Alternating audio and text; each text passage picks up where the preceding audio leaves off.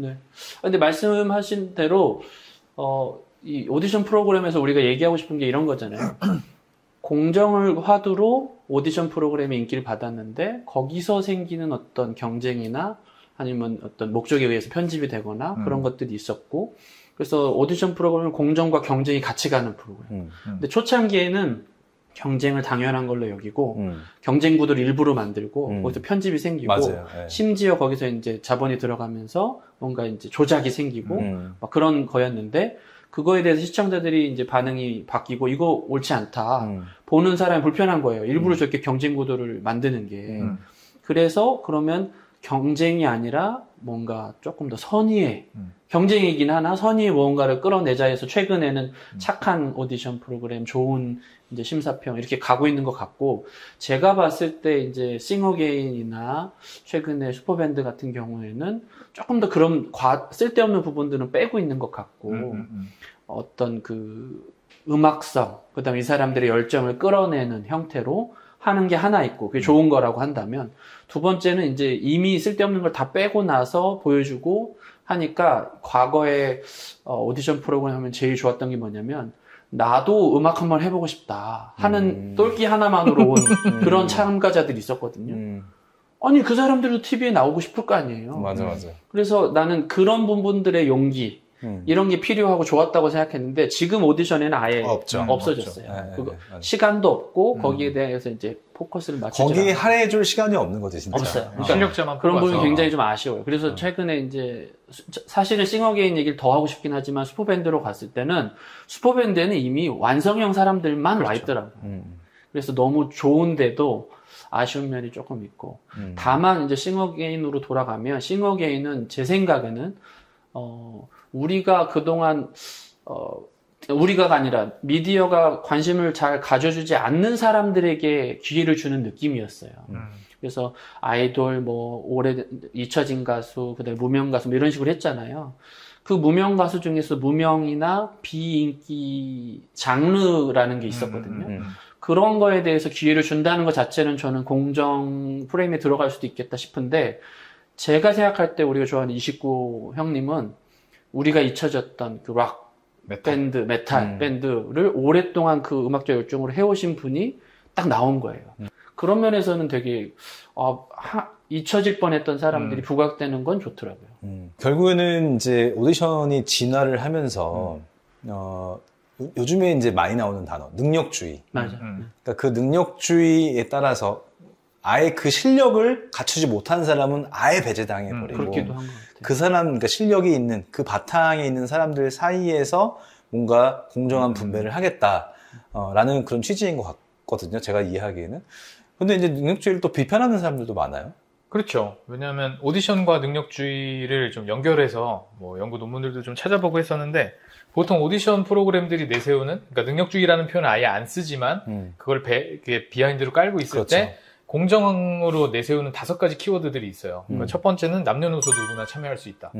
근데 그래서 이번에 슈퍼밴드 남자만 또 한다고 그래서 엄청나게 그래요? 욕먹었잖아요, 처음에. 근데 말은 남녀노소 이야기를 하지만 결국 스타성을 가지고 있는 사람, 혹은 뭐 조금 더 전문적인 용어를 쓰자면 방송용 유연성을 가지고 있는 사람은 결국은 정해져 있어요. 네.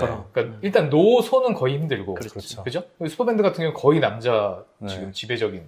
그러니까 이거는 말은 그렇게 표현하지만 안 되는 거고, 두 번째는 진짜 실력만 보는다. 우리는 실력만으로 평가한다. 근데 아까 뭐 우리 잠깐 얘기했지만 노래만 하는 프로그램은 결국 성공들을 잘 못하는. 그러니까 그 비하인드 스토리텔링을 만들어내야 되는 거, 그건 결국 방송용인 거죠. 그러니까 허각의 노래가 아니라 허각의 스토리처럼. 그러니까 결국 그것도 실력이 아니라 만들어낸 이야기들이, 이건 공정하지 않은 거죠. 그러니까 보이스 오브 코리아가 잘 안 되는 이유는 그렇죠. 노래만 하겠다라는 건데, 그게 이게 결과적으로는 잘 안 되는 거죠. 그러니까 결국 노래만으로 뽑겠다라고 했지만 그건 안 되는 거고. 세 번째가 심사의 공정이에요. 우린 공정하게 평가한다. 그래서 아까 말씀하셨지만 심사단은 50%, 그다음에 시청자 참여 50%인데 이게 결국은 뭐 우리 그때 아까 싱어게인 얘기하면서도 29 막 얘기를 했지만, 이건 개인의 선호거든요.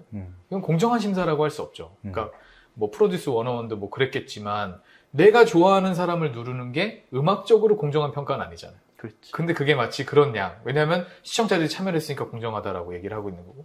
네 번째가 이제 공정한 보상이에요.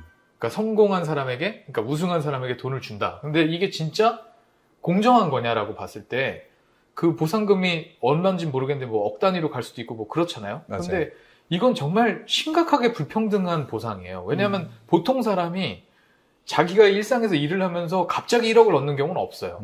그럼 사회적으로 놓고 봤을 때 이건 되게 불평등한 보상인데 마치 그게 공정한 보상이라는 이야기를 한다는 거죠. 그 오디션 그 서클 안에서도 1등한테만 그렇죠. 줘요. 네. 네.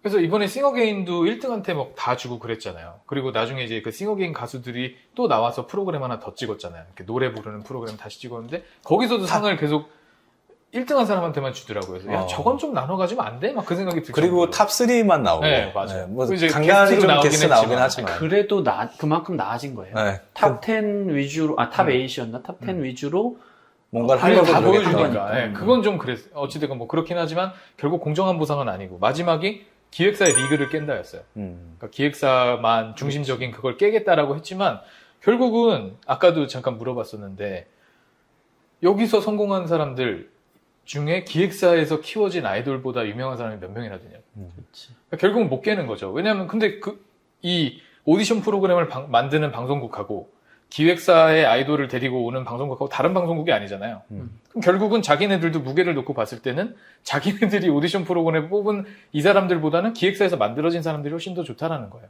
그래놓고 기획사의 리그를 깨겠다라는 공정의 논리를 들이대는 게 그러니까 불편한 거죠, 한마디로. 그러니까 오디션 프로그램 자체는 경쟁의 과정이죠. 그러니까 뭐 예를 들면 회사에 들어갈 때 그 과정 자체 공정했냐지만 20대 공정 얘기를 할 때 이 회사에 내가 공정하게 들어갔냐, 경쟁이 과정이 공정했냐가 되게 중요한 게 맞는데, 사실 그것보다 더 중요한 게 뭐냐면, 그러고 들어간 회사라고 하는 우리 사회가 공정한가에 대한 얘기가 더 중요한데, 지금 오디션 프로그램 얘기하면, 그 과정이 좀 덜 공정했다 쳐도 어쨌든 대국민 투표하고 이렇게 뽑혔다 쳐요. 근데 이 사람들이 성공하려면 결국은 대형 기획사에서 케어를 안 해주면 그렇죠. 성공할 수 없는 음반 시장 혹은 대중문화 요거 얘기는 우리가 하지 않은 채 요 과정만 공정하다고 말하는 것이 반쪽짜리도 안 되는 그런 공정이죠. 그러니까 사실 탑밴드라는 프로그램이 있었거든요. 오디션 중에. 그거는 이제 처음에 저희가 말씀드렸던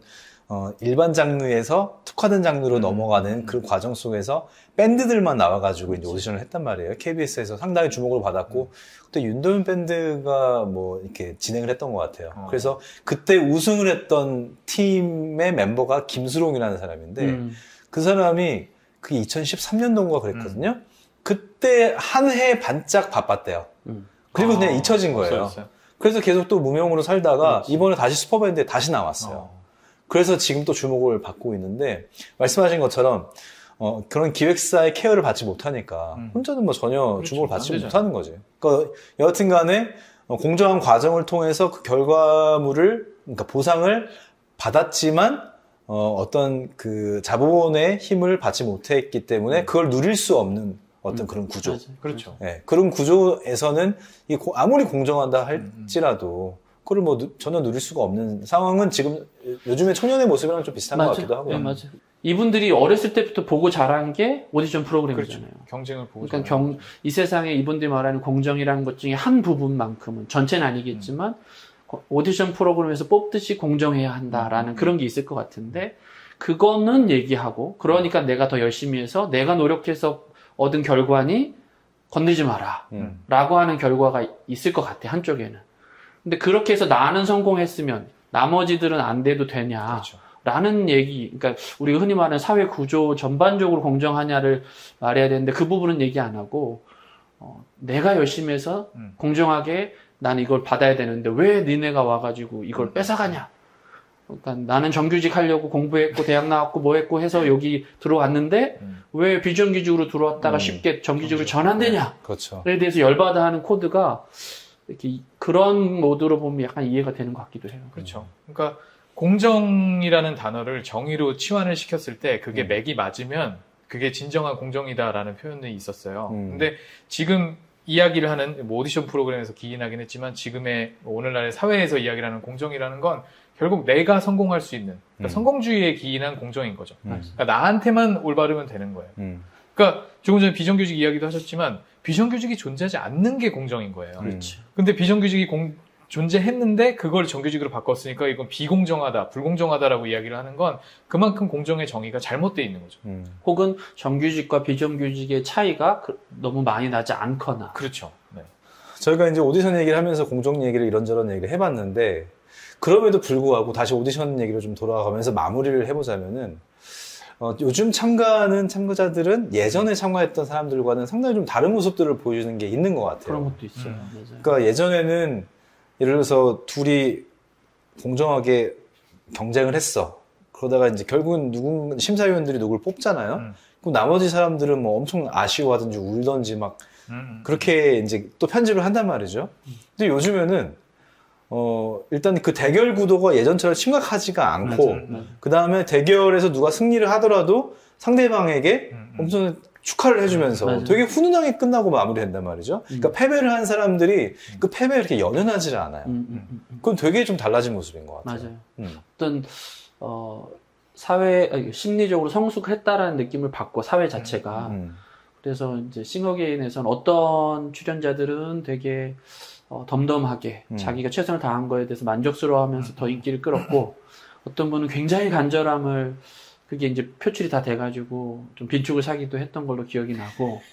그러니까 사실 이 능력주의에 기반한 경쟁을 통한 어떤 선발 이 과정 속에서 모든 사람들의 어떤 음악인으로서의 연대 사실 이런 것들이 사라져 버리잖아요. 그러니까 싱어게인 우승자가 이름 갑자기 생각이 안 나요. 이재철 목사님 맞아. 이승윤. 네네. 이승윤이 상당히 그런 성숙된 모습을 보여줬다는 게 자기가 우승한 게 그렇게 자기 힘만으로 됐지 않았다는 겸손의 얘기를 굉장히 많이 했고 그 다음에 왜 지금 물 들어올 때 노젓지 음반 안 내냐 그럴 때 주저주저 하면서 나는 지금 이거 하나로 끝났지 않고 길게 갔으면 좋겠고 나를 여기까지 만들어 온 내 팀과 뭐 그런 경력들이 잘 묻어난 형태로 계속 갔으면 좋겠다는 얘기도 하고 그 다음에 그 팀들과의 그런 모습 보니까 보기 좋더라고요. 오히려. 그래서. 그러니까 지금 말씀하신 그 부분이 그 공정이라는 착각이라는 책 쓴 마이클 샌델이 사실 많이 했던 말 중에 그렇죠. 하나잖아요. 맞아요. 그러니까 지금 우리 성공한 사람들의 성공은 다 자신의 노력 100%가 아니다. 그렇죠. 상당 부분 주변 사람들의 도움 그리고 운으로 이제 됐다라는 얘기를 운치기삼 그 얘기를 많이 하잖아요.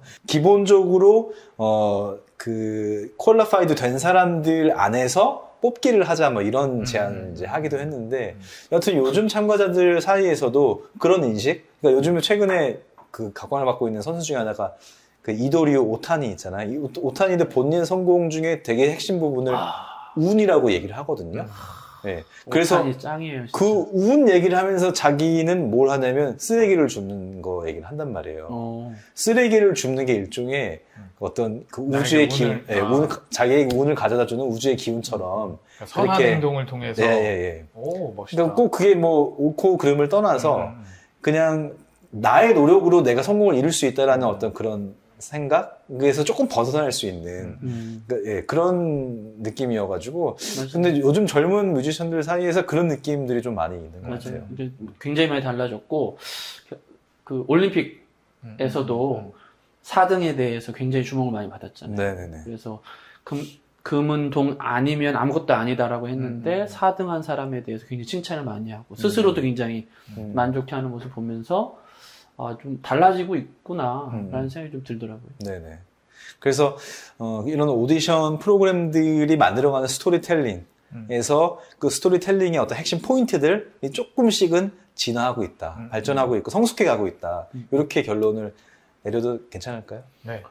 저는 그래서 결국은 그 경쟁을 즐기고, 그러니까 경쟁이 정말 누군가를 선발하고 거기서 경쟁에서 이긴 사람만이 승자 독식을 하는 그게 아니라 경쟁을 즐기고 패자랑 승자랑 구분 없이 그냥 누구나 다 어울리는 이게 지금까지는 서브컬처잖아요. 아직까지는. 근데 그게 세상을 뒤집어 엎어버렸으면 좋겠어요. 그러니까 그런 항상 꿈꿔요.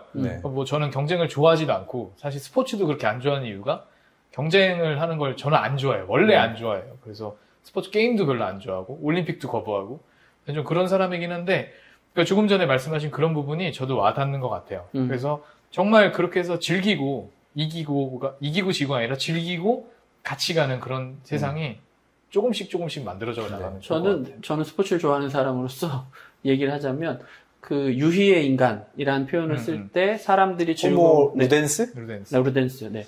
그걸 할 때 뭐가 즐겁냐라고 할 때 경쟁 자체가 즐겁다라는 요소로 하나를 꼽아요. 그리고 사람들이 그 결과가 공정하고, 그러니까 결과에 의해서 이렇게 승패가 막 많이 나뉘지 않으면 그것 자체로 사람들이 서로가 서로를 이렇게 뭐라 그래요?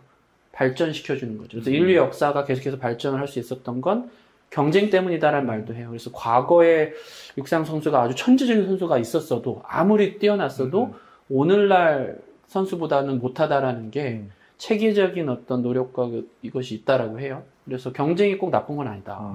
예, 오늘 공정한 오디션의 진화에 대해서 얘기를 좀 해봤는데 뭐 재밌는 얘기 많이 나온 것 같습니다. 네, 우리 시청자분들도 좀 공감 많이 하셨을 것 같고 나중에 또 오디션 새로 나오면 보실 때 이런 질문들 좀 같이 생각하면서 보시면 좋을 것 같습니다.